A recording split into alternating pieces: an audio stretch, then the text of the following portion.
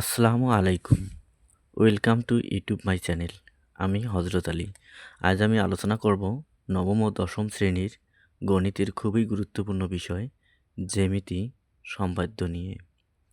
অনুশীলনী ৭.২ ৯-এর ক। বিশেষ নির্বাচন আমি লিখে নিয়েছি, যেহেতু বিশেষ নির্বাচন প্রশ্ন রিলেটেড হয়। মনে করি একটি চতুর্ভুজের 4টি বাহুর দৈর্ঘ্য যথাক্রমে এ সমান 3 সেন্টিমিটার, বি সমান 3.5 সেন্টিমিটার, সি সমান 2.5 সেন্টিমিটার এবং ডি সমান 3 সেন্টিমিটার এবং একটি কোণ এক্স সমান 45 ডিগ্রি দেওয়া আছে।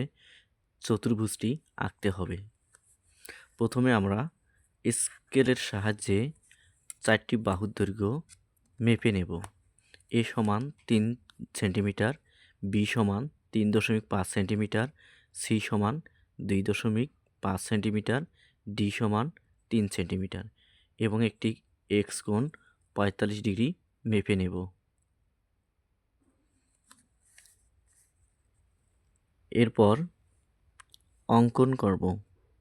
যে কোনো রশ্মি এ ই নেব। উহা থেকে এ এর সমান করে এ বি অংশ কেটে নেব। এ বিন্দুতে কোণ এক্স এর সমান করে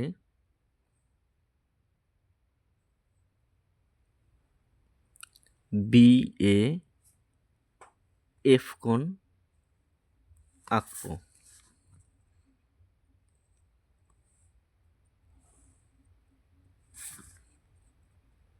বি এ এফ কোণ এ এফ থেকে বি এর সমান করে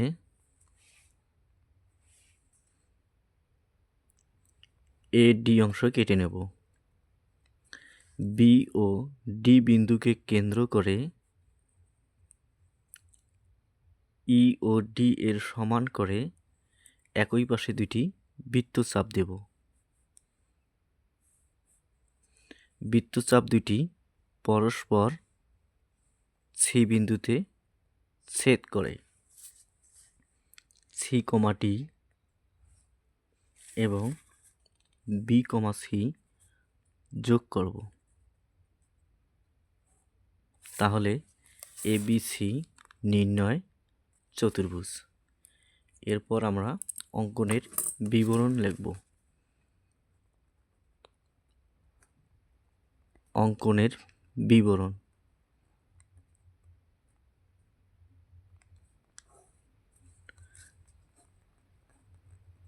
যে কোনো রশ্মি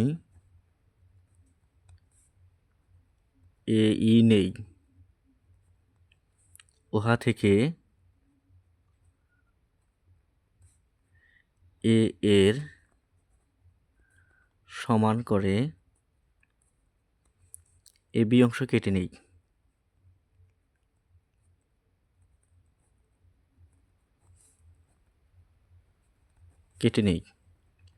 এ বিন্দুতে কোণ এক্স এর সমান করে বি এ এফ কোণ আঁকি। এ এফ থেকে বি এর সমান করে এডি অংশ কেটে নেই।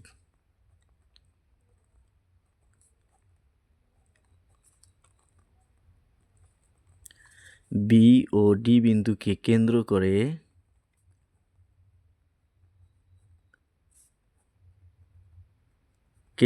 করে সি ও ডি এর সমান করে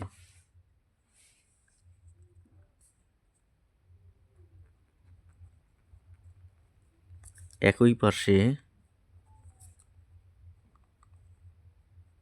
দুটি বৃত্তচাপ আঁকি।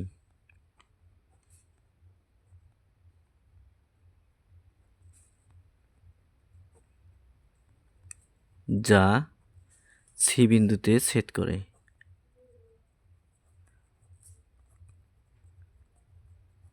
ছেদ করে বি কমা সি এবং সি কমা ডি যোগ করি,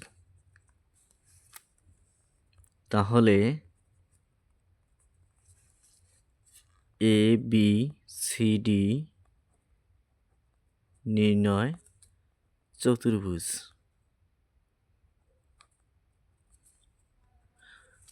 এহাই ছিল আমার আলোচনার মূল বিষয়। পরবর্তী ভিডিওতে আমি পরবর্তী জ্যামিতি নিয়ে আলোচনা করব। আমার ভিডিওটি যদি আপনাদের ভালো লেগে থাকে তাহলে অবশ্যই সাবস্ক্রাইব করবেন। সবাই ভালো থাকবেন। ধন্যবাদ।